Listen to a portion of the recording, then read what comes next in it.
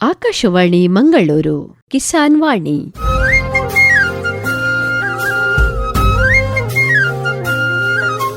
ಕಿಸಾನ್ ವಾಣಿ, ಕಿಸಾನ್ ವಾಣಿ, ಜೈ ಕಿಸಾನ್, ಜೈ ಕಿಸಾನ್, ಜೈ ಕಿಸಾನ್, ಕಿಸಾನ್ ವಾಣಿ. ಈ ಕಾರ್ಯಕ್ರಮದ ಪ್ರಾಯೋಜಕರು ಕೃಷಿ ಹಾಗೂ ರೈತ ಕಲ್ಯಾಣ ಸಚಿವಾಲಯ, ಭಾರತ ಸರ್ಕಾರ. ಪ್ರಧಾನಮಂತ್ರಿ ಕಿಸಾನ್ ಮಾನ್ಧನ್ ಯೋಜನೆ ಸಿಗುವುದು ಪೆನ್ಷನ್ನ ಆಸರೆಯು, ಆಗದು ನಿರಾಸರೆ ಇನ್ನು. ಸಿಗುವುದು ಸಂತಸದ ಕ್ಷಣವು, ಕಳೆಯುವುದು ಸುಖದಿಂದ ವೃದ್ಧಾಪ್ಯ ರಕ್ಷಿತ ಆಗುವ ಅನ್ನದಾತ ಸುರಕ್ಷಿತ ಆಗುವ ಅನ್ನದಾತ. ಪ್ರಧಾನಮಂತ್ರಿ ಕಿಸಾನ್ ಮಾನ್ಧನ್ ಯೋಜನೆಯಿಂದ ಲಘು ಮತ್ತು ಸಣ್ಣ ಹಿಡುವಳಿದಾರ ರೈತರ ಭವಿಷ್ಯವಾಗುತ್ತೆ ಸುರಕ್ಷಿತ. 60 ವರ್ಷ ವಯಸ್ಸಾದ ನಂತರ 3,000 ರೂಪಾಯಿಗಳ ಮಾಸಿಕ ಪೆನ್ಷನ್ ಖಚಿತ. 55ರಿಂದ 200 ರೂಪಾಯಿಗಳ ಮಾಸಿಕ ಶುಲ್ಕ ನೀಡಿ 18ರಿಂದ 40 ವರ್ಷ ತನಕ ರೈತರು ಪ್ರವೇಶಿಸಬಹುದು. ಈ ಅಂಶದಾನ ಯೋಜನೆಯಲ್ಲಿ ಸರ್ಕಾರ ನೀಡುತ್ತದೆ ಸಮಪಾಲು ಕೊಡುಗೆ. ಎಲ್ಲ ರೈತ ಬಾಂಧವರು ಈ ಸೇವೆಯ ಪ್ರಯೋಜನಕ್ಕಾಗಿ ಜನಸೇವಾ ಕೇಂದ್ರಕ್ಕೆ ಹೋಗಿ ಉಚಿತವಾಗಿ ತಮ್ಮ ಹೆಸರನ್ನು ನೋಂದಾಯಿಸಿಕೊಳ್ಳಿ.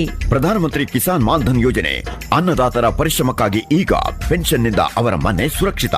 ಕೃಷಿ ಮತ್ತು ರೈತ ಕಲ್ಯಾಣ ಖಾತೆ, ಭಾರತ ಸರ್ಕಾರದ ವತಿಯಿಂದ ಜನಹಿತಕ್ಕಾಗಿ ಜಾರಿ. ರೈತ ಮಿತ್ರರಿಗೆಲ್ಲ ಇಂದಿನ ಕಾರ್ಯಕ್ರಮಕ್ಕೆ ಆದರದ ಸ್ವಾಗತ. ಇಂದಿನ ಕಾರ್ಯಕ್ರಮದಲ್ಲಿ ಜಯರಾಜ್ ನಡ್ಕ ಅವರೊಂದಿಗೆ ಅವರ ಕೃಷಿ ಅನುಭವಗಳು ಹಾಗೂ ಮಳೆಕೊಯ್ಲು ಪದ್ಧತಿ ಈ ಕುರಿತು ಸಂದರ್ಶನ ಕೇಳೋಣ. ಸಂದರ್ಶಕರು ಗಾಯತ್ರಿ ಎಂ. ಇಂದಿನ ಕೃಷಿಯ ಪ್ರಮುಖ ಸವಾಲುಗಳಲ್ಲಿ ನೀರಿನ ಕೊರತೆಯೂ ಒಂದು. ಮಳೆ ನೀರನ್ನು ಉಳಿಸಿ ಬಳಸುವ ಮೂಲಕ ಸ್ವಲ್ಪ ಮಟ್ಟಿಗೆ ನೀರಿನ ಕೊರತೆಯನ್ನು ಸರಿದೂಗಿಸಬಹುದು. ಮಳೆ ಕೊಯ್ಲಿನ ಮೂಲಕ ಕೃಷಿಯನ್ನು ಅಭಿವೃದ್ಧಿಗೊಳಿಸಿರುವ ಯುವ ಕೃಷಿಕರಾದ ಸುಳ್ಯ ತಾಲೂಕು ಕಲ್ಮಡ್ಕದ ಜಯರಾಜ್ ನಡ್ಕ ಅವರು ಇವತ್ತು ನಮ್ಮ ಜೊತೆಗಿದ್ದಾರೆ. ತಮ್ಮ ಕೃಷಿ ಅನುಭವಗಳನ್ನು ಹಂಚಿಕೊಳ್ಳಿಕ್ಕಿದ್ದಾರೆ. ನಮಸ್ಕಾರ ಸರ್, ಕಾರ್ಯಕ್ರಮಕ್ಕೆ ಸ್ವಾಗತ. ನಮಸ್ತೆ. ಹೇಳಿ ಸರ್, ಈಗ ನಿಮಗೆ ಎಷ್ಟು ವರ್ಷದ ಅನುಭವ ಕೃಷಿಯಲ್ಲಿ? ಸಾಧಾರಣ ನಾನೊಂದು ತಂದೆ ತಾಯಿ ಅಂದರೆ ಶರೀರದಲ್ಲಿದ್ದರು. ಆದ ಕಾರಣ ನಾನು ಆ ಒಂದು ಕೃಷಿಯನ್ನು ಮುಂದುವರಿಸುವಂಥ ಒಂದು ಇದು ಬಂದಿದೆ. ಅಂದರೆ ನನಗೊಂದು 16 ವರ್ಷ ಇರುವಾಗ, ಸಾಧಾರಣ ಒಂದು 20 ವರ್ಷ ಆಯಿತು ನಾನು ಕೃಷಿ ಪ್ರಾರಂಭ ಮಾಡಿ. ಕೃಷಿಯಲ್ಲಿ ಸಾಧಾರಣ ನಾನು ಶುರು ಮಾಡಿದ್ದು ಹೇಗೆ ಅಂದರೆ, ನಮ್ಮ ಮನೆಯಲ್ಲಿ ನಮ್ಮ ದೊಡ್ಡಪ್ಪ ಇದ್ದರು, ಮಾಸ್ಟ್ರು, ಅವರು ಮುಖ್ಯೋಪಾಧ್ಯಾಯರಾಗಿದ್ದರು. ಅವರು ನಮ್ಮನ್ನು ತೋಟಕ್ಕೆ ಕಳಿಸ್ತಿದ್ರು. ಯಾವ ರೀತಿ ತೋಟಕ್ಕೆ ಕಳಿಸ್ತಿದ್ರು ಅಂದರೆ, ನಾವು ಅಡಿಕೆ ಹೆಕ್ಕುವುದರ ಮುಖಾಂತರ ನಮ್ಮನ್ನು ಬೆಳೆಸ್ತಿದ್ರು. ಅಡಿಕೆ, ಒಂದು ಅಡಿಕೆಗೆ ಆಗ 10 ಪೈಸೆ ಕೊಡ್ತಿದ್ರು. ಆ 10 ಪೈಸೆ ಕೊಡುವುದರಿಂದ ಸ್ಟಾರ್ಟ್ ಮಾಡಿದ ಕೃಷಿಕ ಈಗ ನಿಲ್ಲಿಲ್ಲ. ಇಲ್ಲಿವರೆಗೂ ಕೃಷಿಯನ್ನೇ ಒಟ್ಟು ಮಾಡಿಕೊಂಡು ಮುಂದುವರಿಸಿಕೊಂಡು ಬಂದಿದ್ದೇನೆ. ಅಲ್ಲಿಂದ ನಂತರ ಅಂದರೆ ಆಗ ನಮಗೆ ಸಣ್ಣ ಪ್ರಾಯ, ನಮಗೆ ಅಷ್ಟು ತಿಳಿವಳಿಕೆ ಇರೋದಿಲ್ಲ. ಅದರೊಟ್ಟಿಗೆ ತಂದೆಯೊಟ್ಟಿಗೆ ಅಭಿಪ್ರಾಯ ಹಂಚಿಕೊಂಡು ನಮ್ಮನ್ನು ಅಜ್ಜಿ ತುಂಬ ಚೆನ್ನಾಗಿ ಬೆಳೆಸಿದ್ದಾರೆ. ಅವರು ಹೇಗೆ ಅಂದರೆ, ಒಂದು ಕೃಷಿಯನ್ನು ಮಾಡೋದು ಹೇಗೆ ಅಂದರೆ, ಒಂದು ಬಿಸಾಡಿದ್ರು ಸಾಕು, ಅವರು ಅಷ್ಟು ಅಲ್ಲಿ ಫಲವತ್ತಾದ ಕೃಷಿ ನಮಗೆ ಸಿಗ್ತಿತ್ತು. ಅಷ್ಟು ಚೆನ್ನಾಗಿ ಅವರು ನಮ್ಮನ್ನು ಬೆಳೆಸಿದ್ದಾರೆ. ಅದೇ ರೀತಿ ಈಗ ನಾನು ಏನಂದರೆ, ಎಲ್ಲ ಕೃಷಿಯನ್ನು ಮಾಡಲಿಕ್ಕೆ ಹೊರಟಿದ್ದೇನೆ. ಯಾವುದು ನಮಗೆ ನಮ್ಮ ಭೂಮಿಗೆ ಯಾವುದೆಲ್ಲ ಕೃಷಿ ಆಗ್ತದೆ ಅದನ್ನು ಹಿಡ್ಕೊಂಡು ನಾವು ಕೃಷಿಯನ್ನು ಮಾಡ್ತಿದ್ದೇನೆ. ಈಗ ಏನೆಲ್ಲ ಕೃಷಿ ಮಾಡ್ತಾ ಇದ್ದೀರಿ? ಈಗ ಒಟ್ಟು ನೀರಿನ ವ್ಯವಸ್ಥೆ ಬೇಕು ನಮಗೆ. ಮೊದಲು ನಾವು ಹೇಗೆ ಅಂದರೆ, ಮಳೆಗಾಲಕ್ಕೆ ಎಲ್ಲಿಯೂ ಬೇಕಾದರೂ ನಾವು ಈಗ ಏನು ಮಾಡ್ತೇವೆ ಅಂದರೆ, ಒಟ್ಟು ಅಡಿಕೆ ನೆಡುವುದು. ಈಗ ಮಳೆಗಾಲದಲ್ಲಿ ನಮಗೆ ನೀರು ಇರ್ತದೆ, ನಾವೇನು ಮಾಡ್ತೇವೆ, ಗುಡ್ಡೆಯನ್ನು ತೆಗಿತೇವೆ. ಗುಡ್ಡೆಯನ್ನು ತೆಗೆದು ಅಲ್ಲಿ ಅಡಿಕೆ ಗಿಡದು. ಆದರೆ ಅಲ್ಲಿ ಸಮಸ್ಯೆ ಬರೋದು ಯಾವಾಗ ಅಂದರೆ, ನಮಗೆ ಬೇಸಿಗೆಗಾಲದಲ್ಲಿ. ಆಗ ನಾವು ಏನು ಮಾಡಬೇಕಂದ್ರೆ, ಈ ನೀರಾವರಿಗೆ ಬೇಕಾಗಿ ಈಗ ನಾನೊಂದು ಇಂಗು ಗುಂಡಿ ಅಂತ ಮಾಡಿದ್ದೇನೆ. ನಾವು ಈಗ ಅಡಿಕೆಯೊಂದಿಗೆ ಕೊಕ್ಕೋ, ಅದರಿಂದ ನಂತರ ಬಾಳೆಗಿಡ, ಆನಂತರ ತರಕಾರಿ ಅಂದರೆ ಸಾಧಾರಣ ಒಂದು 15 ಐಟಮು ತರಕಾರಿಗಳನ್ನು ಮಾಡ್ತೇವೆ. ಅದರೊಟ್ಟಿಗೆ ಆಡು ಸಾಕಾಣಿಕೆ, ಅದರೊಟ್ಟಿಗೆ ಹಂದಿ ಸಾಕಾಣಿಕೆ, ಅದರೊಟ್ಟಿಗೆ ಕೋಳಿ, ಅದರೊಟ್ಟಿಗೆ ದನ, ಅದರೊಟ್ಟಿಗೆ ರಬ್ಬರ್, ಅದರೊಟ್ಟಿಗೆ ಮರಗಿಡಗಳು. ನಮಗೆ ಮುಖ್ಯವಾಗಿ ಏನು ಅಂದರೆ ಮರಗಿಡಗಳು ಬೇಕು, ಅದನ್ನು ಕೂಡ ನಾವು ಬೆಳೆಸುವಂಥ ಕೆಲಸ ಮಾಡಬೇಕು. ಅದರೊಟ್ಟಿಗೆ ಕಾಳುಮೆಣಸು, ಅದನ್ನು ವಿಪರೀತ ಅಂತಲ್ಲ, ಒಂದು ಸಣ್ಣ ಮಟ್ಟಿಗೆ ಬೇಕಾದಷ್ಟು ನಾನು ಬೆಳೆಸ್ಕೊಂಡಿದ್ದೇನೆ. ಒಟ್ಟು ಮರಗಿಡಗಳು, ಕಾಣಾಜಿ ಅಂತ ಮರಗಿಡಗಳಿರ್ತದೆ, ಮತ್ತು ಜಾಯಿಕಾಯಿ, ಹಣ್ಣು ಹಂಪಲುಗಳು, ಯಾವುದೆಲ್ಲ ಹಣ್ಣು ಹಂಪಲುಗಳಿದೆ, ಅದು ಒಂದು ಬಿಸ್ನೆಸ್ ಅಂತ ಅದನ್ನು ತಿಳ್ಕೊಂಡು ಮಾಡಬಾರ್ದು. ನಾವು ಪ್ರೀತಿಯಿಂದ ಮಾಡೋದು. ವ್ಯಾಪಾರ ಅಂತ ಮಾಡಿದರೆ ಅದು ನಮ್ಮ ಕೃಷಿ ಹಾಳಾಗಿ ಹೋಗ್ತದೆ. ಅದಕ್ಕೋಸ್ಕರ ನಾವು ಅದನ್ನು ಎಷ್ಟು ಪ್ರಮಾಣ, ನನಗೆ ಎಷ್ಟು ತಾಕತ್ತಿದೆ ನಾನು ಮಾಡುವಂಥದ್ದು. ಈಗ ಅಡಿಕೆ ನನಗೆ ಎಷ್ಟಿದೆ, ನಾವು ಒಂದು ಮತ್ತೊಂದೇನೆಂದರೆ, ಅಡಿಕೆ ತೋಟಕ್ಕೆ ಹೋಗುವಾಗ ನಾವು ಒಂದು ರೋಡನ್ನು ಕೂಡ ಇಟ್ಕೊಳ್ಬೇಕು. ಆ ಸ್ಕೆಚ್ಚನ್ನು ಕೂಡ ನಾವು ಮಾಡಿಕೊಂಡ್ರೆ ನಮ್ಮ ಕೃಷಿಯ ಈಗ ಸಂಖ್ಯೆ, ನಮಗೆ ಕೆಲಸಕ್ಕೆ ಜನ ಸಿಗುವುದು ಭಾರಿ ಕಡಿಮೆ ಆಗಿದೆ. ಅದನ್ನು ಕೂಡ ನಿಭಾಯಿಸುವಂಥ ಕೆಲಸವನ್ನು ನಾವು ಮಾಡಿಕೊಳ್ಬೇಕು. ಒಟ್ಟು ಆ ಥರದ ಕೃಷಿಯ ಪದ್ಧತಿಯನ್ನು ಬಳಸಿಕೊಂಡು ಬಿಸ್ನೆಸ್ ಯಾವುದು ವ್ಯಾಪಾರ ದೃಷ್ಟಿಯಿಂದ ಮಾಡಬಾರ್ದು. ಕೃಷಿಯನ್ನು ಯಾವತ್ತು ವ್ಯಾಪಾರ ದೃಷ್ಟಿಯಿಂದ ಮಾಡಿದರೆ ನಾವು ಹೇಗೆ ಅಂದರೆ, ಈಗ ಅಡಿಕೆದು ಹೇಳೋದು ನಾನು, ಅಡಿಕೆ ಕೃಷಿ ಹೇಗೆ ಅಂದರೆ ಅಲ್ಲಿದ್ದ ಮಣ್ಣನ್ನೇ ನಾವು ಬಳಸೋದು. ಈಗ ಬೇರೆ ಕಡೆಯಿಂದ ಮಣ್ಣು ತಗೊಂಡು ಬಂದು ಹಾಕೋದು ಆ ಥರ ಅಲ್ಲ. ಮೊದಲಿಂದ ಹೇಗೆ ಬಂತು, ನಾವು ಗಿಡ ಮಾಡೋದು, ಗಿಡ ಈಗ ನರ್ಸರಿಯಿಂದ ತಗೊಂಡು ಬರ್ತೇವೆ. ಈಗ ನರ್ಸರಿಯಿಂದ ತಗೊಂಡು ಬಂದ ಗಿಡಗಳು ಹೇಗಿರ್ಬೋದು, ಚೆನ್ನಾಗಿರ್ತದೆ ಗಿಡ. ಆದರೆ ನಮ್ಮ ಮನೆಯಲ್ಲಿರುವಂಥ ಗಿಡ ಅದಕ್ಕಿಂತ ನೋಡಲಿಕ್ಕೆ ಚೆನ್ನಾಗಿರುವುದಿಲ್ಲ, ಆದರೆ ಆ ಮೊಳಕೆ ಬಂದು ದೊಡ್ಡದಾದ ಮೇಲೆ ಅದು ಚೆನ್ನಾಗಿರುತ್ತದೆ. ಈಗ ನಾನು ಅಡಿಕೆ ಈಗ ಕೃಷಿ ಮಾಡಿದೆ, ಇಷ್ಟು ವರ್ಷ ಆಗಿ ನನ್ನ ಎಲ್ಲಿ ಗಿಡ ಉಂಟು ಅಲ್ಲಿ ಅದನ್ನು ನೆಡುವಂಥದ್ದು, ಎಲ್ಲಿಗೆ ಬೇಕು ಅಲ್ಲಿಗೆ. ಕೆಲವೊಂದು ಸಲ ಆ ಲೈನಲ್ಲಿ ಇರ್ತದೆ, ಅಲ್ಲಿಗೆ ಬಿಟ್ಟು ಬಿಡುವುದು. ಆ ಥರದ ಒಂದು ಪದ್ಧತಿಯನ್ನು ಅನಿಸ್ಕೊಂಡಿದ್ದಾರೆ. ಈಗ ಹೇಗೆ ಅಂದರೆ, ಈಗ ಅಡಿಕೆಯಿಂದ ತುಂಬ ಜನ ಸಫರ್ ಆಗಿದ್ದಾರೆ, ಈಗ ಬೇಡುವಂತೆಲೇ ಆಗಿದೆ. ಆದರೆ ಏನಾಗಿದೆ ಅಂದರೆ, ಇದು ನಮಗೊಂದು, ನಾನು ಹೇಳೋದು ಎಕ್ಸಾಂಪಲ್, ಒಂದು ಸರ ನನಗೆ ಅಡಿಕೆ ಮರ ಉಂಟು ಅಂತ ಹೇಳಿದರೆ ಅದು ಸಾಕು. ಇದನ್ನು ಏನು ಮಾಡ್ತಾರೆ, ಈ ಗುಡ್ಡೆಯನ್ನು ಈ ಯಾವುದು ಫ್ಯಾಷನ್ ಥರ ಮಾಡಿಬಿಟ್ಟು ಆ ಗುಡ್ಡೆಯಲ್ಲಿ ಯಾವುದೂ ಇರುವುದಿಲ್ಲ, ಮರಗಳು ಗಿಡಗಳು ಯಾವುದೂ ಇರುವುದಿಲ್ಲ. ಅದರಲ್ಲಿ ನಾವು ಎಲ್ಲವೂ ಬೇಕು. ಈಗ ಅಲ್ಲಿ ಏನು ಮಾಡಿದ್ದಾರೆ ಅಂದರೆ ಅಡಿಕೆ ಮರ ಮಾತ್ರ, ಅಲ್ಲಿ ತೆಂಗು ಇರುವುದಿಲ್ಲ, ಕಾಫಿ ಇರುವುದಿಲ್ಲ, ಮೆಣಸು ಇರುವುದಿಲ್ಲ, ಖಾಲಿ ಅಡಿಕೆ ಮಾತ್ರ. ಅದೊಂದು ಸ್ಟೈಲ್ ಆಗಿದೆ. ಈಗ ಅದಕ್ಕೆ ಒಂದು ಟ್ಯಾಂಕಿ ಮಾಡಿಬಿಡೋದು, ಅದೆಷ್ಟು ಖರ್ಚಾಗ್ಬೋದು ಅಂತ. ಅದರಿಂದ ನಮಗೆ ಲಾಸ್ಟಿಗೆ ಯಾವಾಗ ಫಸಲು ಬರೋದು, ಯಾವಾಗ ನಾವೊಂದು ಅಡಿಕೆ ಇದು ಮಾಡುವಾಗ ನಮಗೊಂದು 3 ವರ್ಷದಲ್ಲಿ ನಮಗೆ ಫಸಲು ಬಂತು ಅಂತ ಹೇಳ್ತಾರೆ. 3 ವರ್ಷದಲ್ಲಿ ಫಸಲು ಬರುವುದಿಲ್ಲ, ಫಸಲು ಬರ್ತದೆ, ಪಿಂಗರ ಬರ್ತದೆ. ಆದರೆ ಅದರಿಂದ ನಮಗೆ ಎಷ್ಟು ಒಂದು 4 ಬರ್ತದೆ. ಸಾಧಾರಣ ಒಂದು 7 ವರ್ಷ ಬೇಕು. 3 ವರ್ಷದಲ್ಲಿ ಯಾವುದು ನಮಗೆ ಅದರಿಂದ ಪಡ್ಕೊಳ್ಳಿಕ್ಕೆ ಸಾಧ್ಯವಿಲ್ಲ ಅಂತ ನಾನು ಹೇಳ್ತೇನೆ. ಯಾಕೆಂದರೆ ನಾವು ಕೊಡುವಂಥದ್ದು ಹೇಗೆ ಅಂದರೆ, ಈಗ ರೇಟ್ ಉಂಟು ಅಂತೇಳಿ, ಈಗ ನಾವು ಒಂದು ಅಡಿಕೆ ತೋಟದಲ್ಲಿ ರೇಟ್ ಉಂಟು, ಈ ಸಲ ರೇಟ್ ಉಂಟು, ರೇಟ್ ಉಂಟು ಅಂತೇಳಿ ಸಾಧಾರಣ ಯಾವುದೆಲ್ಲ ಗೊಬ್ಬರ ಉಂಟು ಅದನ್ನೆಲ್ಲ ಹಾಕೋದು. ಅದು ಏನಾಗ್ತದೆ, ಅದು ನಮಗೆ ಈಗಿನ ಕೃಷಿ ಪದ್ಧತಿಗೆ ತೊಂದರೆ ಆಗೋದು. ಯಾವುದೋ ರೋಗಗಳು ಬರುವುದು, ಯಾವುದೋ ಇದು ಬರುವುದು. ಮತ್ತು ಅಡಿಕೆ ಮರಗಳು ನೋಡಿ, ನೀವು ನೋಡಿರ್ಬೋದು, ಸ್ಟ್ರೈಟ್ ಇರ್ತದೆ, ಆದರೆ ಅಲ್ಲಿ ಒಂದು ಉಬ್ಬಿ ಇರ್ತದೆ. ಹೇಗೆ ಆ ಈಟು ಹಾಕುವಂಥ ಕ್ರಮಗಳು, ನಾವು ರೇಟ್ ಇಲ್ಲದಿದ್ದರೂ ಒಂದೇ ಲೆಕ್ಕ ಈಟು ಹಾಕಬೇಕು, ರೇಟು ಇಲ್ಲದಿದ್ದರೂ ಅದೇ ರೀತಿ ಪಾಲಿಸಬೇಕು. ಆ ಒಂದು ಪಾಲನೆಯಿಂದಾಗಿ ಮಾತ್ರ ಅಡಿಕೆ ಕೃಷಿಯನ್ನು ಉಳಿಸಲಿಕ್ಕೆ ಸಾಧ್ಯ. ಮತ್ತೊಂದು ಏನಂದರೆ, ನಾನು ಬುಡಕ್ಕೆ ಅಲ್ಲಿದ್ದ ಬೇರೆ ಯಾವುದು ಹಾಕೋದಿಲ್ಲ, ಬುಡಕ್ಕೆ ಯಾವುದು ಈ ಸೆಗಣಿಗಳನ್ನು ಹಾಕುವಂಥದ್ದು. ಈ ಸೆಗಣಿ ಕೂಡ ಹೇಗೆ ಇರ್ತದೆ ಅಂದರೆ, ಈಗ ಯಾವುದು ದನದ ಸೆಗಣಿ ಯಾವ ರೀತಿ ಇರ್ತದೆ ಅಂದರೆ ಅದಕ್ಕೂ ಕೂಡ ಪಾಯ್ಸನ್ ಕೊಟ್ಟು ಅದನ್ನು ಬೆಳೆಸುವಂಥದ್ದು. ಅದು ಆ ಸೆಗಣಿ ಯಾವ ರೀತಿ ಅಳುವ ಪೀಸಿನಾಗಿರ್ತದೆ. ಇದು ಯಾವುದು ಸಾವಯವ, ಅದರಷ್ಟಕ್ಕೆ ತನ್ನ ಹುಲ್ಲು ತಿಂದು ಅದು ಬೆಳೆದದು, ಅದು ಅಳುವ ಪೀಸಿನಾಗಿರ್ತದೆ. ಯಾವುದು ಆ ಸೆಗಣಿ ಅಷ್ಟು ಚಂದ, ಅಷ್ಟು ಸ್ಮೆಲ್, ಅದು ನಾವು ಕೊಡಬೇಕು ಹೊರತು ಯಾವುದೋ ದನವನ್ನು ಆ ಬಿಸ್ನೆಸ್ ಅಂದರೆ ಹಣ ಬರಬೇಕು, ನನಗೆ ಒಂದು 5 ಲೀಟರ್ ಹಾಲು ಅಂತ ಹೇಳಿದ್ರೆ ನಾನು 10 ಲೀಟರ್ ತೆಗಿಬೇಕು. ಅದು ಎಲ್ಲಿಗೆ 10 ಲೀಟರ್ ಕೊಡೋದು? ಆ ಹಿಂಡಿಯನ್ನು ಹಾಕೋದು, ಬೆಳಿಗ್ಗೆಯಿಂದ ಶುರು ಮಾಡ್ತಾರೆ ಹಿಂಡಿ ಹಾಕೋದು, ಅದು ಯಾವತ್ತೂ ನಾವು ಮಾಡಬಾರ್ದು. ಆ ದನದಲ್ಲಿ ನಮಗೆ ಬರುವಂಥದ್ದು ಎಷ್ಟು ಬರ್ತದೆ ಅದನ್ನೇ ತಗೊಳ್ಬಹುದು ಹೊತ್ತು ಅದಕ್ಕೆ ವಿಪರೀತ ಪುಂಡಿ ಹಾಕೋದು, ಯಾವುದೋ ಹಾಕೋದು ಅಂತ ಹೇಳಿದರೆ ಅದಕ್ಕೆ ಒಂದು ಅರ್ಥ ಇಲ್ಲ. ಈಗ ನಿಮ್ಮ ಕೃಷಿಗೆ ಬೇಕಾದ ನೀರಾವರಿಗೋಸ್ಕರ ನೀವು ಮಳೆ ಕೊಯ್ಲು ಮಾಡ್ಕೊಂಡಿದ್ದೀರಿ. ಯಾವ ರೀತಿ ಮಳೆ ಕೊಯ್ಲು ಮಾಡ್ಕೊಂಡ್ರಿ? ಇದರ ಪ್ರೇರಣೆ ಹೇಗಾಯ್ತು ನಿಮಗೆ? ಅಂದರೆ ನಾನೊಂದು ಗುಡ್ಡೆ ಪ್ರದೇಶ, ಅಂದರೆ ಕೆಳಗೆ ಗುಡ್ಡೆಯಿಂದ ಬರುವಂತಹ ನೀರು, ಅದನ್ನು ಏನು ಮಾಡಿದ್ದೇನೆ ಅಂದರೆ, ಒಂದು ನೀರು ಬರುವಲ್ಲಿ ಒಂದು ಗುಂಡಿ ಮಾಡಿದ್ದೇನೆ. ಅಲ್ಲಿ ಏನಂದರೆ ಈ ಮಣ್ಣುಗಳು ಬಂದು ಶೇಖರಣೆ ಆಗ್ತದೆ. ಆ ಶೇಖರಣೆ ಆದ ಬಂದು ನೀರೆಲ್ಲ ನಾವೊಂದು ಇಂಗು ಗುಂಡಿ ಮಾಡಿದ್ದೇನೆ, ದೊಡ್ಡದಲ್ಲಿ ಮಟ್ಟ ಮಾಡಿದ್ದೇನೆ. ಸಾಧಾರಣ 1 ಲಕ್ಷದ ಅಂದಾಜು ಇದರಲ್ಲಿ ನಾನೊಂದು ಇಂಗು ಗುಂಡಿ ಮಾಡಿದ್ದೇನೆ. ನಾನು ಹೇಗೆ ಮಾಡಿದೆ ಅಂದರೆ, ನಾನು ಬೋರ್ ತೆಗೆದೆ. ಇದನ್ನು ಕೂಡ ನಾನು ಹೇಳಬೇಕಾಗ್ತದೆ, ಯಾಕೆಂದರೆ ನಾನು ಫೈಲ್ ಆಗಿದ್ದೇನೆ. ಯಾವುದು ನೀರಲ್ಲಿ ಫೈಲ್ ಆದ ಕಾರಣ ಈ ಪದ್ಧತಿಯನ್ನು ಅನುಸರಿಸುವುದು. ಬೋರ್ ತೆಗೆದೆ, ನಮಗೆ ನೀರಿಲ್ಲ, ಆದ ಕಾರಣ ಈ ಇಂಗು ಗುಂಡಿ ಅಂತ ಒಂದು ಪ್ರಯತ್ನಕ್ಕೆ ಕೈ ಹಾಕಿದೆ. ಆ ಇಂಗು ಗುಂಡಿ ಮೇಲೆ ಗುಂಡಿ ಇದೆ, ಆ ಗುಂಡಿಯಿಂದ ನೀರು ಇಂಗುತ್ತದೆ. ಮಳೆಗಾಲದಲ್ಲಿ ನನಗೆ ಮೊದಲು ಸೀದಾ ತೋಡಿಗೆ ಹೋಗ್ತಿತ್ತು, ಈಗ ಏನಾಗಿದೆ ಅಲ್ಲಿ ಬಂದು ಸಾಧಾರಣ ತುಂಬುತ್ತದೆ, ಇಂಗುತ್ತದೆ. ನೆಕ್ಸ್ಟ್ ನಾನೇನು ಮಾಡಿದ್ದೇನೆ ಅಂದರೆ, ನನ್ನದೊಂದು ಮೊದಲು ಕೆರೆ ಇತ್ತು, ಅದು ಏನು ಇರಲಿಲ್ಲ, ಹಾಳಾಗಿತ್ತು. ಅದಕ್ಕೊಂದು 2 ಲಕ್ಷ ರೂಪಾಯಿ ಖರ್ಚು ಮಾಡಿ ಆ ಕೆರೆಯಲ್ಲಿ ಈಗ ನೀರು ತುಂಬುವುದು. ಅದರ ತುಂಬ ಕೆಳಗಿದೆ, ಆ ಕೆಳಗೆ ಒಂದು ಕೆರೆ ಇದೆ. ಈಗ ನಾನು ತೋಟಕ್ಕೆಲ್ಲ ಕೆರೆಯ ನೀರನ್ನು ಯೂಸ್ ಮಾಡ್ತೇನೆ. ಇದರಿಂದ ಆ ಕೆರೆಗೂ ಕೂಡ ಅಲ್ಲಿ ಇಂಗ್ತದೆ ನೀರು. ಒಟ್ಟು ನೀರು ಈ ಥರ ನಾವು ಉಳಿತಾಯ ಮಾಡಿದರೆ. ಮತ್ತೊಂದು ಏನಂದರೆ, ನಾವು ತೋಟಕ್ಕೆ ಹಾಕುವಾಗ ಈ ಬೋರಿಗಿಂತ ಕೆರೆಯ ನೀರು ನಮಗೆ ತಂಪಾಗಿರ್ತದೆ. ಮೊನ್ನೆ ಒಬ್ರು ಬಂದಿದ್ರು ತೋಟಕ್ಕೆ ಬರುವಾಗ ಹೇಗೆ ಅಂದರೆ ಭಾರಿ ತಂಪಣ್ಣು ಅಂತ ಹೇಳಿದರು. ಆದರೆ ಆ ತಂಪು ಯಾವುದರಿಂದ ಆಗ್ತದೆ ಅಂದರೆ, ಈ ಕೆರೆ ನೀರಿನಿಂದಾಗಿ ಅಲ್ಲಿ ಅದರಲ್ಲಿ ಯಾವುದು ಕಸ ಕಡ್ಡಿಗಳು, ಬೇರೆ ಹುಲ್ಲುಗಳು, ಬೇರೆ ಮೀನು, ಅದು ಇದು ಅಂತೆಲ್ಲ ಇರುವಾಗ ಆ ನೀರಿನಲ್ಲಿ ಕೂಡ ಒಳ್ಳೆ ವಿಚಾರ ಇರ್ತದೆ ಅಂತ.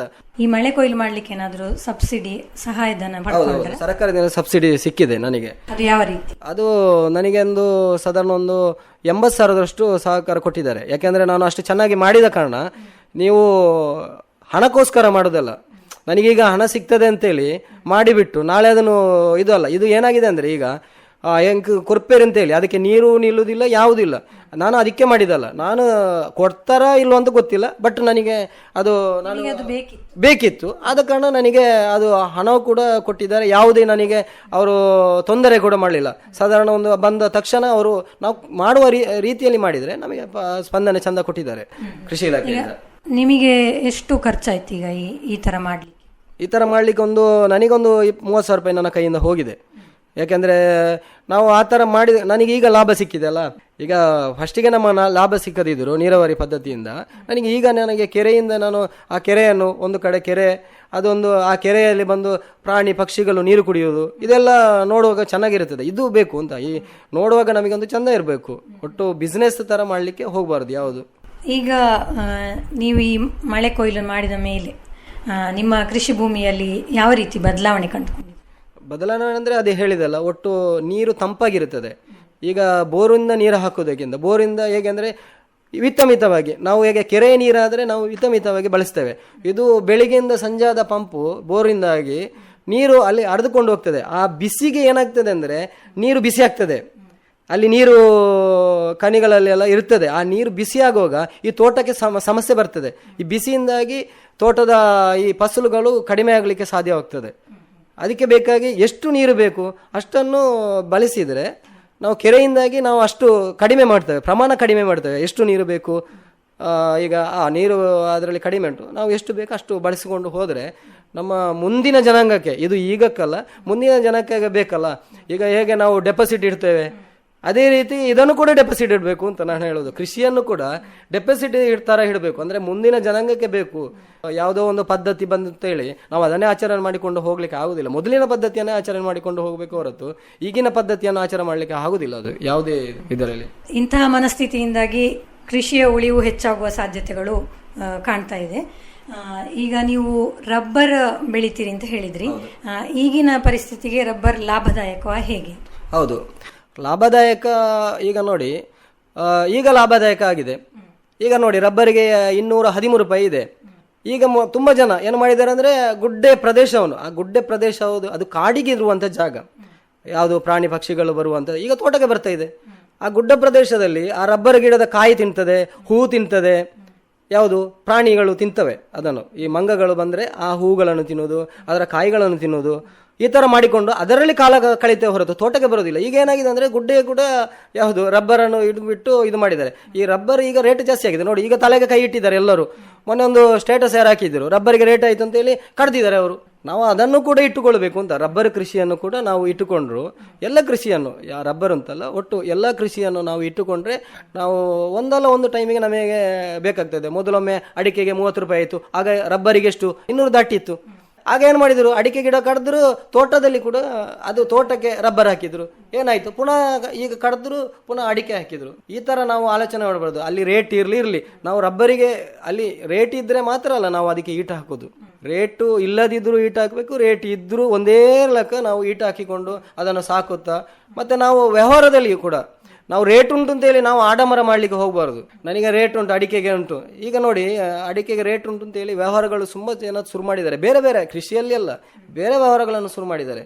ಅದು ನಮಗೆ ಸೋಲುವಿಕೆ ದಾರಿ ಆಗ್ತದೆ. ಅದು ಈಗ ಎಷ್ಟು ರಬ್ಬರ್ ಮರಗಳಿವೆ? ರಬ್ಬರ್ 800 ಮರ ಇದೆ. ತಿಂಗಳಿಗೆ ಒಂದು 30,000 ಇನ್ಕಮ್ ಇದೆ. ನೀವು ಈಗ ಮೊದಲಿಗೆ ಅದು ರೇಟ್ ನಲ್ಲಿ ಕಡಿಮೆ ದರ ಸಿಕ್ತಿತ್ತು ಮೊದಲು ರಬ್ಬರಿಗೆ, ಅವಾಗ್ಲೂ ನೀವು ಅದೇ ತರ ಅದನ್ನು ನಿರ್ವಹಣೆ ಮಾಡ್ತಾ ಇದ್ರೆ? ಹೌದು, ಅದನ್ನೇ ನೀವು ರೇಟ್ ಡೌನ್ ಇರುವಾಗಲೂ ಅದೇ ಹೇಗೆ ಬೇಕು ಅದೇ ತರ. ಅಂದ್ರೆ ರಬ್ಬರ್ ಮರಗಳನ್ನ ರಬ್ಬರ್ ಹೇಗೆ ಅಂದ್ರೆ ನೀವೊಂದು 8 ವರ್ಷ ಅದು ಟ್ಯಾಪಿಂಗ್ ಆಗುವವರೆಗೆ ಒಂದು 10-12 ವರ್ಷ ನಾವು ಸ್ವಲ್ಪ ಈಟು ಕೊಟ್ಟುಕೊಂಡಿದ್ರೆ, ಮತ್ತೆ ಅದರಲ್ಲಿ ಜವನಿಗೆ ಇದೆಯಲ್ಲ, ನಾವು ಕಾಡುಗಳನ್ನು ಬೆಳಿಬೇಕು. ಅದರಲ್ಲಿ ಆ ಸೊಪ್ಪುಗಳೇ ಅದಕ್ಕೆ ಒಂದು ಆಹಾರ, ಗೊಬ್ಬರವಾಗಿ ಅದಕ್ಕೆ ಸಿಗ್ತದೆ. ನಾವು ಇಷ್ಟು ವರ್ಷ ಆಗಿ ನಾನು ರಬ್ಬರ್ ಗಿಡಗಳಿಗೆ ಯಾವುದೇ ಈಟುಗಳನ್ನು ಕೊಡಲಿಲ್ಲ.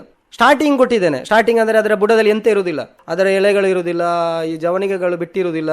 ಸ್ವಲ್ಪ ಜವನಿಗೆ ಬಿಟ್ಟರೆ ನಿಮಗೆ ಏನಂದರೆ ಅದರ ಮೇಲೆ ಹೋಗಿ ಅದು ಸಾಯಿಸ್ತದೆ. ಅದಕ್ಕೋಸ್ಕರ ನಾನು ಆ ಕಾಡುಗಳನ್ನು ಅಲ್ಲಿಯೇ ಬಿಡಬೇಕು. ನಾವು ಈಗ ಆ ತಟ್ಟು ಪ್ರದೇಶವನ್ನು ಇದು ಮಾಡ್ತೇವೆ. ಅದು ಖಾಲಿ ತಟ್ಟು ಪ್ರದೇಶದಲ್ಲಿ ಮಾತ್ರ ಅಲ್ಲ ಇರೋದು, ಅದರ ಬೇರುಗಳು ಆಚೆ ಕೂಡ ಹೋಗ್ತಾ ಇರ್ತದೆ. ಅದು ಅಲ್ಲಿ ಆ ಚಂದವಾಗಿ ಇರ್ತದೆ ಅದರ ಬುಡದಲ್ಲೆಲ್ಲ. ಈ ಥರ ನಿರ್ವಹಣೆ ಮಾಡ್ಬೋದು ನಾವು. ಈಗ ನಿಮ್ಮ ಕೃಷಿ ಭೂಮಿಯ ಮಣ್ಣಿನ ಫಲವತ್ತತೆಯನ್ನು ನೀವು ಯಾವ ರೀತಿ ಕಾಪಾಡ್ಕೊಳ್ತೀವಿ? ಅಂದರೆ ನಾನು ಗೊಬ್ಬರಕ್ಕಾಗಿ ಆಡು, ಕೋಳಿ, ದನ ಇಂಥದ್ದೆಲ್ಲ ಸಾಕಿದ್ದೇನೆ. ಅದರಿಂದ ನಾನು ಆ ಗೊಬ್ಬರವನ್ನು, ಈಗ ಆಡನ್ನು ಹೇಗೆ ಅಂದರೆ ಆಡು ಗೊಬ್ಬರ ಈ ಸಲ ನಾನು ಯಾವುದು ತರಕಾರಿಗಳಿಗೆ ಹಾಕುವುದಿಲ್ಲ. ಮುಂದಿನ ವರ್ಷಕ್ಕೆ ನಾನು ಅದನ್ನು ಇಟ್ಟುಕೊಳ್ತೇನೆ. ಯಾಕೆಂದರೆ ಬ್ಯಾಗಲ್ಲಿ ಇಟ್ಟುಕೊಳ್ತೇನೆ. ಅದು ಹುಡಿ ಆಗ್ತದೆ ಚಂದ, ನೀವು ಹಾಕಿದ ತಕ್ಷಣ ಅದು ನಿಮಗೆ ತೆಕ್ಕೊಳ್ತದೆ. ಇಲ್ಲದ್ರೆ ಏನು ಮಾಡ್ತಾರೆ, ಅದಕ್ಕೆ ಯೂರಿಯಾ ಹಾಕ್ತಾರೆ. ಅದು ಹುಡಿ ಆಗಬೇಕಾದ್ರೆ ಅದನ್ನು ಯೂರಿಯಾ ಹಾಕಿ ಹುಡಿ ಮಾಡಿ ನೀವು ತೋಟಕ್ಕೆ ಕೊಡ್ತಾರೆ. ಬೇಗನೆ ಹುಡಿಯಾಗ್ಲಿಕ್ಕೆ ಯೂರಿಯಾ ಯೂರಿಯಾ ಹಾಕ್ತಾರೆ. ಅದನ್ನು ಹಾಕಬೇಡಿ. ನೀವೇನಂದ್ರೆ ಈ ಸಲ ನಾವು ತರಕಾರಿಗೆ ಮಾಡಬೇಕಾದ್ರೆ, ನಾನು ಹೇಳಿದ ಒಂದು ಎಕ್ಸಾಂಪಲ್, ತರಕಾರಿಗೆ ನೀವು ಕೊಡಬೇಕಾದ್ರೆ ನೆಕ್ಸ್ಟ್ ಸಲಕ್ಕೆ ನೀವು ಇಟ್ಟುಕೊಳ್ಳಿ. ಅದನ್ನು ಈಗಲೇ ಹೋಗಿ ಹಾಕೋದು ಬೇಡ. ಆಡಲ್ಲಿ ಗೊಬ್ಬರ ಉಂಟು, ಅದನ್ನು ಬ್ಯಾಗಲ್ಲಿ ಇಟ್ಕೊಂಡು ನೆಕ್ಸ್ಟ್ ಸಲಕ್ಕೆ ನೀವು ಅದನ್ನು ಹಾಕಿದರೆ ಅದನ್ನು ಹುಡಿ ಮಾಡುವಂಥ ಸಮಸ್ಯೆ ಇಲ್ಲ. ತೋಟಕ್ಕೆ ಆದರೂ, ಅಡಿಕೆ ತೋಟಕ್ಕೆ ಆದರೂ ನೆಕ್ಸ್ಟ್ ಸಲಕ್ಕೆ ನಾವು ಬುಡಕ್ಕೆ ಹಾಕಿದರೆ ಸಿಗ್ತದೆ. ಇದು ಹಾಗೆಲ್ಲ, ಇದು ಸ್ವಲ್ಪ ಗಟ್ಟಿಯಾಗಿರುತ್ತದೆ ಆಡಿನದು ಹೇಳಿದ್ದು. ಅದು ನೀವು ಮುಂದಿನ ದಿನಗಳಲ್ಲಿ ಅದನ್ನು ಬಳಸಿದರೆ, ಮುಂದಿನ ವರ್ಷಕ್ಕೆ ನಾವು ಬಳಸಿದರೆ ಅದು ನಿಮಗೆ ತಕ್ಷಣ ತಗೊಳ್ತದೆ. ಅದು ಯಾವುದು ತರಕಾರಿಗಳು, ಗಿಡಗಳು. ಮತ್ತೊಂದು ನೀವು ಹೇಳೋದಾದ್ರೆ ದನದು ಒಟ್ಟು ಅದನ್ನು ಕೂಡ ಆಡಿನ ಗೊಬ್ಬರವನ್ನು ಅಡಿಕೆ ತೋಟಕ್ಕೂ ಬಳಸ್ತಾರೆ. ಬಾರಿ ಚೆನ್ನಾಗಿ ನಿಮಗೆ ನಾವು ಎಲ್ಲಿಂದೋ ತಕೊಂಡು ಬರ್ತೇವೆ. ಈಗ ಕೋಳಿ ಗೊಬ್ಬರ ಆಗಿರ್ಬೋದು, ಆ ಆಡಿದ ಎಲ್ಲಿಂದ, ಯಾರೋ ಭೂಮಿದು ಯಾರದೋ ಮಣ್ಣು, ಅಲ್ಲಿ ಯಾವುದು ಕ್ರಿಮಿಗಳು ಇರ್ತವೆ ಅಂತ ಗೊತ್ತಿಲ್ಲ. ನಾವು ಯಾವುದೋ ಎಲ್ಲಿಂದ ತಕೊಂಡು ಮಿಶ್ರ ಮಾಡಿರ್ತಾರೆ ಅಂತಲೂ ಗೊತ್ತಿರೋದಿಲ್ಲ. ಹೌದೌದು, ಯಾವುದು ಮಿಶ್ರ ಇರ್ತದೆ, ಯಾವುದು ಅದೇ ಅದನ್ನ ಹೇಳಿದೆ, ಯಾವ್ದು ಕ್ರಿಮಿಗಳು ಯಾವುದು ಏನು ಇರ್ತದೆ ಅಂತ ಗೊತ್ತಿರೋದಿಲ್ಲ. ಒಟ್ಟು ನಾವು ತಕೊಂಡು ಬಂದು ಹಾಕ್ತೇವೆ. ಇದು ಹೇಗಾಗಿದೆ ಅಂದ್ರೆ ಈಗ ಫಾಸ್ಟ್ ಫುಡ್ಡಿನ ತರ ಆಗಿದೆ. ಇದು ತಕೊಂಡು ಬಂದು ಹಾಕೋದು ಆ ಥರ ಆಗಬಾರ್ದು. ನಾವು ಹೇಗೆ ಅಂದರೆ ನಮ್ಮ ಮನೇಲಿರುವಂಥದ್ದು, ಈಗ ಸೊಪ್ಪುಗಳೇ ಸಾಕು ನಮಗೆ. ಈಗ ನಾನು ಏನಂದರೆ ತರಗಳಿದೆ, ಅದನ್ನು ನಿಮ್ಮ ಅಡಿಕೆ ಬುಡಕ್ಕೆ ಹಾಕ್ಬೋದು. ನಿಮಗೆ ನಮ್ಮ ಅಡಿಕೆ ಸಿಪ್ಪೆಗಳಿದೆ, ಅದನ್ನು ನಿಮಗೆ ತೋಟಕ್ಕೆ ಡೈರೆಕ್ಟ್ ಹಾಕ್ಬೋದು. ನಿಮಗೆ ಇವತ್ತು ಸಿಗುವುದಿಲ್ಲ, ಈಗಲೇ ಸಿಗಬೇಕು ಅಂತೇನಿಲ್ಲಲ್ಲ. ನಾವು ಫಾಸ್ಟ್ ಫುಡ್ ಥರ ಅಲ್ಲಲ್ಲ. ಕೃಷಿಕರು ಹೇಗೆ ಅಂದರೆ ಫಾಸ್ಟ್ ಫುಡ್ ಥರ ಆಗಬಾರ್ದು. ಯಾವಾಗಲೂ ಇವತ್ತು ಹಾಕಿದ್ದು ನಾಳೆ ಸಿಗ್ತದೆ, ತಾಳ್ಮೆ ಬೇಕು ನಮಗೆ. ಆ ಥರ ಕೃಷಿ ಪದ್ಧತಿಯನ್ನು ಅನುಸರಿಸಿದರೆ ಮಾತ್ರ ನಮ್ಮ ಭೂಮಿಯನ್ನು, ನಾನು ಆಗ ಹೇಳಿದೆ ಡೆಪಾಸಿಟ್ ಭೂಮಿಯನ್ನು ಇಡಬೇಕು, ಮುಂದಿನ ಜನಾಂಗಕ್ಕೆ ನಾವು ಕೊಡಬೇಕು. ಮತ್ತೊಂದು ಏನಂದ್ರೆ ನಾವು ಒಟ್ಟು ಮರಗಿಡಗಳನ್ನು ನೆಡಬೇಕು. ತೋಟದ ಸುತ್ತಲೂ ಮರಗಿಡಗಳು ಬೇಕು. ಒಂದು ಸಾರ ಅಡಿಕೆ ಮರ ಉಂಟು ಅಂತ ಹೇಳಿದ್ರೆ ಅಲ್ಲಿ ಹಲಸಿನ ಮರ ಬೇಕು, ಬೇರೆ ಎಲ್ಲ ಮರಗಳು, ಬೇರೆ ಬೇರೆ ಜಾತಿಯ ಹಣ್ಣು ಹಂಪಲು ಮರಗಳು, ಅದೆಲ್ಲ ಬೇಕು. ಆ ಎಳೆಗಳು ಅದರ ಬುಡಕ್ಕೆ ಬೀಳ್ತವೆ. ಯಾವುದು ಅಡಿಕೆ ಈಗೇನಿಲ್ಲ, ಈಗ ಅದೆಲ್ಲ ಬಿಟ್ಟು ಹೋಗಿದೆ. ಅಜ್ಜನ ಕಾಲದ ಮರಗಳು ಈಗ ನಮಗೆ ಪ್ರಯೋಜನ ಬರ್ತದೆ. ಅದು ಕೂಡ ಒಂದು ಕೃಷಿ, ಅದರಲ್ಲಿ ಕೂಡ ಮರದಲ್ಲಿ ಕೂಡ ನಮಗೆ ಇನ್ಕಮ್ ಇದೆ.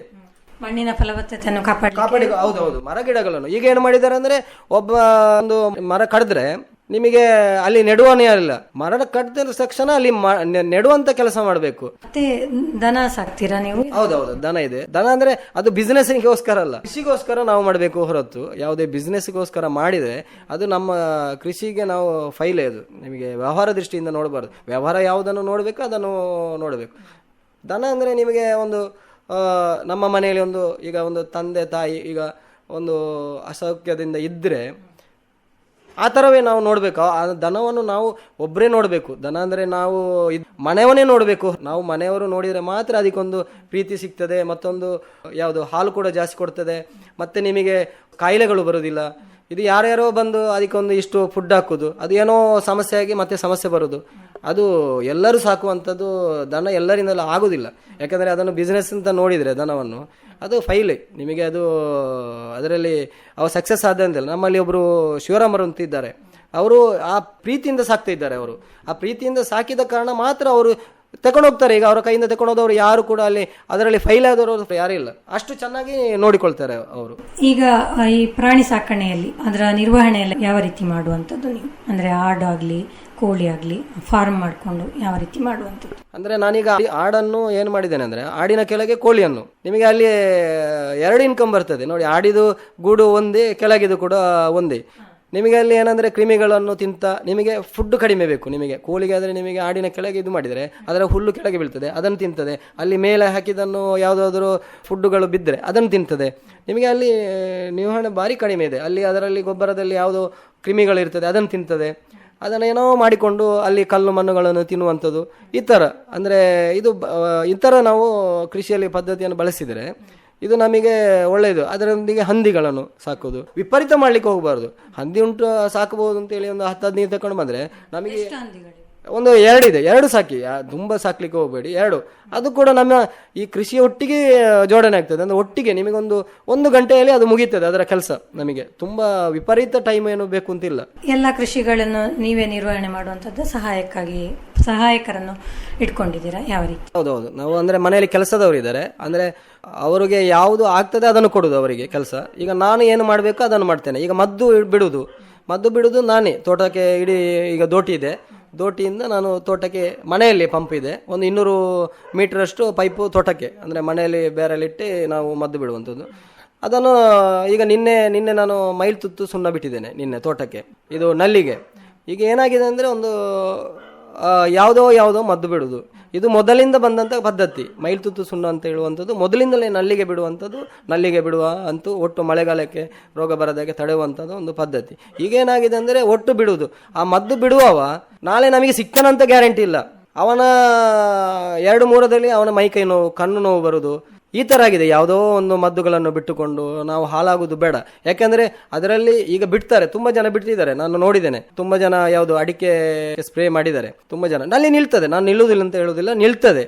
ಆದರೆ ಆ ಮಳೆಗಾಲದಲ್ಲಿ ನಮಗೆ ನಿಲ್ಲಿಸ್ಲಿಕ್ಕೆ ಆಗ್ತದಾ? ಮಳೆಗಾಲದಲ್ಲಿ ನಿಮಗೆ ನನ್ನ ಮನೆಯಲ್ಲಿ ಒಬ್ಬರು ಬಿಟ್ಟು 4-5 ಸಲ ಬಿಟ್ಟಿದ್ರು, ನಮ್ಮ ಆ ಕಡೆ ಮನೆಯವರು. ನಾನು ಹೇಳಿದೆ, ನಿಮಗೆ ಮಳೆಗಾಲದಲ್ಲಿ ನಿಮಗೆ ಬಿಡಲಿಕ್ಕೆ ಆಗುವುದಾದರೆ ತೊಂದರೆ ಇಲ್ಲ, ನಲ್ಲಿ ನಿಲ್ತದೆ, ನಿಲ್ಲುವುದು ಅಂತ ಹೇಳೋದಿಲ್ಲ, ನಿಲ್ತದೆ. ಆದರೆ ಮಳೆಗಾಲಕ್ಕೆ ನಿಮಗೆ ಬಿಡ್ಲಿಕ್ಕೆ ಆಗ್ತದೆ? ಆಗೋದಿಲ್ಲ. ಅವ್ರದ್ದು 0%ಗೆ ಬಂದಿದೆ. ಮಳೆಗಾಲದಲ್ಲಿ ಅವರಿಗೆ ಆ ರೋಗವನ್ನು ಅಷ್ಟು ನಿವಾರಣೆ ಮಾಡಲಿಕ್ಕೆ ಸಾಧ್ಯವೇ ಇಲ್ಲ. ನಾವು ಅದಕ್ಕೋಸ್ಕರ ನಾವು ಈ ಥರ ಯಾವುದೋ ಎಲೆ ಚುಕ್ಕಿಗಳು ಅದು ಇದು ಬರ್ತದೆ, ಆ ಮೈಲ್ತುತ್ತಲ್ಲಿ ಕಂಟ್ರೋಲ್ ಬರ್ತದೆ. ಈಗ ನಾನು ಬಿಡ್ತಿದ್ದೇನೆ, ಮೈಲ್ತುತ್ತು ಸುಣ್ಣ ಇದು ಮಾಡಿ ನಾನು ಈಗ ಬಿಡ್ತಿದ್ದೇನೆ. ಅದನ್ನು ನಾನೇ ನಿವಾರಣೆ ಮಾಡುವಂಥದ್ದು. ಕೆಲಸದವರು ಸೇರಿಕೊಂಡು ಒಟ್ಟು ನಾವು ತೋಟದಲ್ಲಿ ಇರಬೇಕಾಗ್ತದೆ. ಕೃಷಿ ಅಂದ್ರೆ ಕೃಷಿಯ ಜೊತೆಗೆ ನಾವು ಕೂಡ ಇದ್ರೇನೆ ಕೃಷಿ ಉಳಿಯುವುದು. ಹೌದೌದು, ನಾವು ಒಟ್ಟಿಗಿದ್ರೆ ಮಾತ್ರ ಕೃಷಿ. ಕೆಲಸದವರನ್ನು ಬಿಟ್ಟು ಹೋದರೆ ಅದು ಆಗ್ಲಿಕ್ಕಿಲ್ಲ. ಈಗ ನಾವು ಒಂದು ತೋಟದಲ್ಲಿ ಒಬ್ಬ ಬಂದು ದುಡ್ಡು ಹಾಕಿ ಕೃಷಿ ಮಾಡ್ಬೋದು, ಆದರೆ ಅದು ಕೃಷಿ ಅಂತ ಹೇಳಲಿಕ್ಕೆ ಸಾಧ್ಯವಿಲ್ಲ. ಈಗ ಒಬ್ಬ ಹಣ ಇರ್ಬೋದು, ಯಾವುದಿರ್ಬೋದು, ಅದು ಕೃಷಿ ಅಂತ ಹೇಳಲಿಕ್ಕೆ ಸಾಧ್ಯವೇ ಇಲ್ಲ. ಪ್ರಶಸ್ತಿ ಕೊಡ್ಬೋದು, ಆದರೆ ಆ ಪ್ರಶಸ್ತಿಗೆ ಇದಿಲ್ಲ, ಮಾನ್ಯತೆ ಬರುವುದಿಲ್ಲ ಅದು ಎಷ್ಟಾದರೂ. ಅದೊಂದು ಇಟ್ಟಾಚಿ ತಗೊಂಡು ಬಂದು ಒಮ್ಮೆಲೆ ಗುಡ್ಡೆಗಳನ್ನು ಅದು ಸಮಸ್ಯೆಗಳು. ನಾಳೆ ನಮಗೆ ಆ ಗುಡ್ಡೆ ಬೇಕಾ ಅಲ್ಲ ಬೇಡ ಅಂತ ನಾವೇ ಆಲೋಚನೆ ಮಾಡಬೇಕು. ಆ ಮಣ್ಣು ಫಲವತ್ತೆ ಎಲ್ಲಿದೆ ಅದು. ಈಗ ನಿಮ್ಮಂತ ಯುವ ಕೃಷಿಕರಿಗೆ ಕೃಷಿ ಕುರಿತು ಏನು ಹೇಳಲಿಕ್ಕೆ ಬಯಸ್ತೀರಿ? ಯುವಕರು ತಂದೆ ತಾಯಿಯವರು ಬೆಳೆಸಬೇಕು, ಯುವಕರು ಮತ್ತೆ ಬೆಳೀತಾರೆ. ಈಗ ಏನಾಗಿದೆ ಅಂದರೆ ಒಬ್ಬರು 80-60 ವರ್ಷ 70 ವರ್ಷ ಇದ್ದರೂ ಅವ ಮಕ್ಕಳಿಗೆ ಕೃಷಿ ಬಿಟ್ಟುಕೊಡ್ಲಿಕ್ಕೆ ರೆಡಿ ಇಲ್ಲ. ನಾನು ನೋಡಿದಂಥ ವಿಷಯ. ಅವನಿಗೆ ಜವಾಬ್ದಾರಿ ಕೊಡಿ. ಅವನಿಗೆ ಒಂದು 16 ವರ್ಷ ಇರುವಾಗ ಒಂದು ಮನೆಗೆ ಅಕ್ಕಿ ತಗೊಂಡು ಬರುವಂತ ಹೇಳುದು, ಅವನಿಗೆ ಸ್ವಲ್ಪ ಜವಾಬ್ದಾರಿ ಕೊಡಿ. ಇದು ಏನಾಗಿದೆ, ನಿಮಗೆ ಮಾರ್ಕ್ ಬಂದರೆ ನಾನು ಮೊಬೈಲ್ ತೆಗೆದು ಕೊಡ್ತೇನೆ ಅಂತೆಲ್ಲ ಪದ್ಧತಿಗೆ ಬಂದಿದೆ. ಅದು ಬೇಡ, ನೀವು ತೋಟಕ್ಕೆ ಕಳಿಸಿ, ನೀನು ಅಲ್ಲಿ ಈ ಕೆಲಸ ಮಾಡಿದರೆ ನಿನಗೆ ಒಂದು 10 ರೂಪಾಯಿ ಕೊಡ್ತೇನೆ, ಈ ಥರ ನಾವು ಬೆಳೆಸೋಣ ಅಂತ. ಇದು ಏನಾಗಿದೆ ಅಂದರೆ ಇದು ಈಗ ನಿನಗೆ ಮಾರ್ಕಿನ ಮೇಲೆ ಹೋಗಿದೆ. ಈಗ ಆ ಪದ್ಧತಿ ಚೇಂಜ್ ಆಗಿದೆ, ಮಾರ್ಕ್ ಅಂತೇಳಿ ಬಂದಿದೆ. ಮಾರ್ಕ್ ತೆಗೆದ್ರೆ ನಿಮಗೆ ಮೊಬೈಲ್ ತೆಗೆದು ಕೊಡ್ತೇನೆ ಅಂತ. ಇದು ಯಾವ ರೀತಿಯ ಒಳ್ಳೆಯದು ಕೆಟ್ಟದ್ದು ಅಂತ ಹಿರಿಯರು ಆಲೋಚನೆ ಮಾಡಬೇಕು. ಹಿರಿಯರು ಬಿಟ್ಟು ಕೊಡಬೇಕು. ಯಾರಿಗೆ? ಯುವ ಜನತೆಗೆ ಹಿರಿಯರು ಬಿಟ್ಟು ಕೊಡಬೇಕು. ಬಿಟ್ಟುಕೊಡ್ಲಿಕ್ಕೆ ರೆಡಿ ಇಲ್ಲ. ಯಾಕಂದರೆ ಮಗ ಹಾಳು ಮಾಡ್ತಾನೆ, ಕೃಷಿಯನ್ನು ಹಾಳು ಮಾಡ್ತಾನೆ, ಹಣವನ್ನು ಹಾಳು ಮಾಡ್ತಾನೆ. ಇಲ್ಲ, ನನಗೆ ಬಿಟ್ಟು ಕೊಟ್ಟಿದ್ರು. ನಾನು ನನ್ನ ತಂಗಿ, ನನ್ನ ಅಕ್ಕ ತಂಗಿಯನ್ನು ಮದುವೆಯನ್ನು ನಾನೇ ನಿರ್ವಹಣೆ ಮಾಡಿದ್ದೇನೆ. ನನಗೆ ಜವಾಬ್ದಾರಿ ಇದೆ. ಆಗಲೇ ಸಣ್ಣದರಿಂದಲೇ ನಾನು ನನ್ನ ಅಕ್ಕನ ಮದುವೆಯಿಂದ ಹಿಡಿದು ಬ್ಯಾಂಕಿನ ವ್ಯವಹಾರಗಳು, ತಂಗಿಯ ಮದುವೆ ಹಿಡಿದು ಎಲ್ಲವೂ ವ್ಯವಹಾರಗಳನ್ನು ಮಾಡಿದ್ದೇನೆ ನಾನು. ಈ ವ್ಯವಹಾರದ ಯಾವಾಗ ಜ್ಞಾನ ನಮಗೆ ಬೇಕು. ಒಂದು RTC, ಈಗಿನ ಜನಾಂಗಕ್ಕೆ ಅಂದರೆ ಹೊರಗೆ ಹೋಗಿದ್ದಾರೆ, RTC ಅಂದರೆ ಏನು ಅಂತ ಗೊತ್ತಿರುವುದಿಲ್ಲ. ಏನಾದರೂ ಒಂದು ಬ್ಯಾಂಕಿಗೆ ಹೋಗು ಅಂದರೆ ಹೇಳಿದರೆ, ಒಂದು ತಾಲೂಕು ಆಫೀಸು ಅಂದರೆ ಎಲ್ಲಿ ಅಂತ ಗೊತ್ತಿರುವುದಿಲ್ಲ. ಅವನಿಗೆ ತೋಟಕ್ಕೆ ಬರುವಾಗ ತೋಟದ ಜಾಗ ಎಲ್ಲಿ ಉಂಟು, ಎಲ್ಲಿವರೆಗೆ ಉಂಟು ಅಂತೇಳಿ ಹೇಳುವಂಥದ್ದು ಗೊತ್ತಿರೋದಿಲ್ಲ. ಹಾಗಾದ್ರೆ ಅದಕ್ಕೋಸ್ಕರ ನಾವು ತಂದೆ ತಾಯಿಯವರೇ ಇದನ್ನು ನಾವು ಬೆಳೆಸಬೇಕು. ಸಣ್ಣ ಮಕ್ಕಳಿರುವಾಗಲೇ ನಾವು ತೋಟಕ್ಕೆ ಕೃಷಿ ನಮ್ಮೊಟ್ಟಿಗೆನೆ ಜೋಡಣೆ ಮಾಡಬೇಕು. ಈ ತರ ಇದ್ರೆ ಯುವಕರು ಜವಾಬ್ದಾರಿಯನ್ನು ಕೊಟ್ಟರೆ, ಜವಾಬ್ದಾರಿಯ ಜೊತೆಗೆ ಯುವಕರು ಕೂಡ ಮನಸ್ಸು ಮಾಡಬೇಕು. ಜವಾಬ್ದಾರಿಯ ಜೊತೆಗೆ ಯುವಕರು ಕೂಡ ಮನಸ್ಸು ಮಾಡುವುದು. ಯಾವುದೋ ಹೋಗಿ ಅಂಗಡಿಯಲ್ಲಿ ಕೂತ್ಕೊಳ್ಳೋದು, ಟೈಮ್ ಪಾಸ್ ಮಾಡೋದು ಅಂಥದ್ದು ಬರೋದು. ಅದಕ್ಕೋಸ್ಕರ ಇದಕ್ಕೆ ನಾವು ಸ್ವಲ್ಪ ಇದು ಕೊಟ್ಟರೆ ಒಳ್ಳೆಯದು. ಯುವಕರು ಚೆನ್ನಾಗಿ ಒಳ್ಳೇದಿದೆ. ಯಾವುದೋ ಹೋಗಿ ಎಲ್ಲಿಯೋ ಹೋಗಿ ನಾವು ನಮ್ಮ ತಂದೆ ತಾಯಿ ಇಲ್ಲಿರ್ತಾರೆ, ನಾವು ಅವರನ್ನು ನೋಡ್ಲಿಕ್ಕಿಲ್ಲ. ಯಾರೋ ಎಲ್ಲಿಯೋ ಒಂದು ಸಿಟಿಯಲ್ಲಿ ಇರೋದು, ಇಲ್ಲಿ ಇಬ್ರು ಇರೋದು ಮನೆಯಲ್ಲಿ. ನಮ್ಮ ವ್ಯಾಪ್ತಿಯಲ್ಲಿ ಸ್ವಲ್ಪ ಕೃಷಿ ಭೂಮಿ ಇದ್ರೆ ಅದನ್ನು ಉಳಿಸಿಕೊಂಡು ನಮ್ಮ ಕೆಲಸಗಳನ್ನು ನಾವು ನಿರ್ವಹಿಸಿಕೊಳ್ಬಹುದು. ಹೌದು. ಈಗ ಕೃಷಿ ಭೂಮಿ ಇರುವವರು ಅಂದ್ರೆ ಬೇರೆ ಏನೋ ಸಣ್ಣ ಮಟ್ಟಿಗೆ ಕೃಷಿ ಉಂಟು ಅಂತ ಹೇಳಿದ್ರೆ ಅದನ್ನು ನಿರ್ವಹಣೆ ಮಾಡಿಕೊಂಡು ನಮ್ಮ ಉದ್ಯೋಗವನ್ನು ಕೂಡ ಒಟ್ಟಿಗೆ ಮಾಡಿಕೊಳ್ಬಹುದು. ಆ ತರ ಮಾಡಿಕೊಂಡು. ಹೌದು, ಈಗ ಹೇಗೆ ಅಂದ್ರೆ ಈಗ ಕಬಡ್ಡಿ ನೋಡಿ, ಕಬಡ್ಡಿ ಹೇಗೆ ಅಂದ್ರೆ ಮೊದಲಿಂದ ಬೆಳಿಗ್ಗೆಯಿಂದ ಸಂಜೆವರೆಗೆ. ಈಗ ಹಾಗೆಲ್ಲ. ಈಗ ಬದಲಾಗಿದೆ. ಒಮ್ಮೆ ಇಷ್ಟು ಟೈಮಿಗೆ ಕೊಡ್ತಾರೆ, ಇಷ್ಟು ಗಂಟೆಗೆ ಬರಲಿಕ್ಕೆ ಅಂತೇಳಿ. ಕೃಷಿಯಲ್ಲಿ ಹಾಗೆ ಆಗೋದಿಲ್ಲ. ಕೃಷಿಯಲ್ಲಿ ನಾವು ಬೆಳಿಗ್ಗೆಯಿಂದ ಸಂಜೆವರೆಗೆ ಅದರಲ್ಲಿ ಇರಬೇಕು ಹೊರತು ನಾವು ಬೇರೆ ಎಲ್ಲ ಹೋಗ್ಲಿಕ್ಕೆ ಆಗೋದಿಲ್ಲ. ನಮ್ಮ ಕೇಳುಗರಿಗಾಗಿ ಕೃಷಿಯ ಬಗ್ಗೆ ಮಾಹಿತಿ ಬೇಕಿದ್ರೆ ದೂರವಾಣಿ ಸಂಖ್ಯೆಯನ್ನು ಕೊಡ್ಬೋದಾ? ಕೊಡ್ಬೋದು. ನನ್ನ ನಂಬರು 9731923200 9731923200. ಸಂಯೋಜಿತ ಕೃಷಿಯ ಮೂಲಕ ಕೃಷಿಯಲ್ಲಿ ಅಭಿವೃದ್ಧಿ ಸಾಧಿಸಬಹುದು ಅಂತ ಕಂಡುಕೊಂಡಿದ್ದೀರಿ ಸರ್ ನೀವು. ಜೊತೆಗೆ ಮಳೆ ಕೊಯ್ಲು ಮಾಡಿಕೊಂಡು ಜಲ ಸಂರಕ್ಷಣೆಯತ್ತ ಗಮನ ಹರಿಸಿದ್ದೀರಿ. ನಿಮ್ಮ ಕೃಷಿಯ ಅನುಭವಗಳನ್ನು ನಮ್ಮ ಜೊತೆ ಹಂಚಿಕೊಂಡದ್ದಕ್ಕಾಗಿ ಧನ್ಯವಾದಗಳು. ನಮಸ್ಕಾರ. ಕೃಷಿಯನ್ನು ಸಾವಯವವಾಗಿ ಉಳಿಸಿಕೊಳ್ಳಬೇಕು ಎನ್ನುವಂಥದ್ದು 4 ಜನರಿಗೆ ತಿಳಿಸುತ್ತಿದ್ದೀರಿ. ನಿಮಗೂ ಕೂಡ ಎಲ್ಲರ ಪರವಾಗಿ ಸಾವಯವ ಕೃಷಿಯ ಪದ್ಧತಿಯನ್ನು ಯಾರು ಉಳಿಸಿಕೊಂಡಿದ್ದಾರೆ, ಮರಗಿಡಗಳನ್ನು ಯಾರು ಉಳಿಸಿಕೊಂಡಿದ್ದಾರೆ, ಯಾವುದೇ ಬಿಸ್ನೆಸ್ ಥರ ನೋಡದೆ ಕೃಷಿಯನ್ನು ಆ ಥರ ಉಳಿಸಿಕೊಂಡು ಬಂದಿದ್ದಾರೆ ಎಲ್ಲರೂ, ಅವರ ಪರವಾಗಿ ನಿಮಗೂ ಕೂಡ ಧನ್ಯವಾದಗಳು. ಇದುವರೆಗೆ ಜಯರಾಜ್ ನಡ್ಕ ಅವರೊಂದಿಗೆ ಅವರ ಕೃಷಿ ಅನುಭವಗಳು ಹಾಗೂ ಮಳೆ ಕೊಯ್ಲು ಪದ್ಧತಿ ಈ ಕುರಿತು ಸಂದರ್ಶನ ಕೇಳಿದಿರಿ. ಸಂದರ್ಶಕರು ಗಾಯತ್ರಿ ಎಂ. ಈ ಕಾರ್ಯಕ್ರಮದ ನಿರ್ದೇಶನ ಪಿವಿ ಪ್ರಶಾಂತ್ ಕುಮಾರ್. ಸರ್ವಶ್ರೇಷ್ಠ ರೈತನ ಬಹುಮಾನ ದೊರೆಯುತ್ತದೆ ಹರಿಯಣ್ಣಗೆ. ಇದು ಎಲ್ಲಿವರೆಗೆ ನಿಮ್ಮ ಸಫಲತೆಯ ಗುಟ್ಟಿನ ಹೇಳಿ. ನನ್ನ ರೈತ ಬಾಂಧವರೇ, ಈಗ ನೀವು ಸಹ ಉತ್ತಮ ಬೆಳೆಯನ್ನು ಬೆಳೆಯಬಹುದು. ಅದು ಹೇಗೆ? ಹೇಗೆಂದ್ರೆ ಯಾವಾಗ ಯಾವುದೇ ಸಮಸ್ಯೆ ಬಂದಲ್ಲಿ ತಕ್ಷಣ 1-800-1801-551 ಕರೆ ಮಾಡಿ. ಇದು ಯಾರ ನಂಬರ್ ಅಣ್ಣ? ರೈತರ ಕಾಲ್ ಸೆಂಟರ್ದು. ಇಲ್ಲಿ ಕೃಷಿಯ ಎಲ್ಲಾ ಸಮಸ್ಯೆಗಳಿಗೆ ವಿಶೇಷಜ್ಞರು ಉತ್ತರ ಹೇಳ್ತಾರೆ. ಅಲ್ಲಣ್ಣ, ವಿಶೇಷಜ್ಞರು ಅಲ್ಲಿ ಯಾವಾಗೂ ಕೂತಿರ್ತಾರೇನು? ಕೂತಿರ್ತಾರಣ್ಣ. ವರ್ಷದ 365 ದಿನಾಲೂ ಸಿಗ್ತಾರೆ. ಅದು ಸಹ ಬೆಳಗಿನ ಜಾವ 6ರಿಂದ ರಾತ್ರಿ 10 ಗಂಟೆವರೆಗೂ. ಆದ್ರಣ್ಣ, ಬಳತ್ತಿನವರೆಗೆ ಮಾತಾಡಿದ್ರೆ ದುಡ್ಡು ಹೆಚ್ಚತ್ತಲ್ವಾ? ಯಾವ ಖರ್ಚು ಇಲ್ಲ. ಮೊಬೈಲ್ ಅಥವಾ ಬೇರೆ ಫೋನ್ ನಿಂದ ರೈತರ ಕಾಲ್ ಸೆಂಟರ್ಗೆ ಉಚಿತವಾಗಿ ಕರೆ ಮಾಡಿ. ಸಲಹೆಗೂ ದುಡ್ಡಿಲ್ಲ. ನಿಜವಾಗ್ಲೂ. ರೈತ ಬಾಂಧವರಿಗೆ ಕೃಷಿಯ ಸಮಸ್ಯೆಗಳಿಗಾಗಿ ನಿಮ್ಮ ಭಾಷೆಯಲ್ಲಿ ತಕ್ಷಣವೇ ಪರಿಹಾರವನ್ನು ಪಡೆಯಲು ಭಾರತಾದ್ಯಂತ ಯಾವುದೇ ಫೋನ್ನಿಂದ ರಾಷ್ಟ್ರೀಯ ಹೆಲ್ಪ್ಲೈನ್ ನಂಬರ್ 1-800-1851-1551 ಉಚಿತವಾಗಿ ಕರೆ ಮಾಡಿ. ರೈತರ ಗೆಳೆಯ, ರೈತರ ಕಾಲ್ ಸೆಂಟರ್. ಈ ಕಾರ್ಯಕ್ರಮದ ಪ್ರಾಯೋಜಕರು ಕೃಷಿ ಹಾಗೂ ರೈತ ಕಲ್ಯಾಣ ಸಚಿವಾಲಯ, ಭಾರತ ಸರ್ಕಾರ. ಇದು ಇಂದಿನ ಕಿಸಾನ್ ವಾಣಿ ಕಾರ್ಯಕ್ರಮ. ಮುಂದಿನ ಕಾರ್ಯಕ್ರಮದಲ್ಲಿ ಮತ್ತೆ ನಿಮ್ಮ ಭೇಟಿ. ಅಲ್ಲಿಯವರೆಗೆ ನಮಸ್ಕಾರ.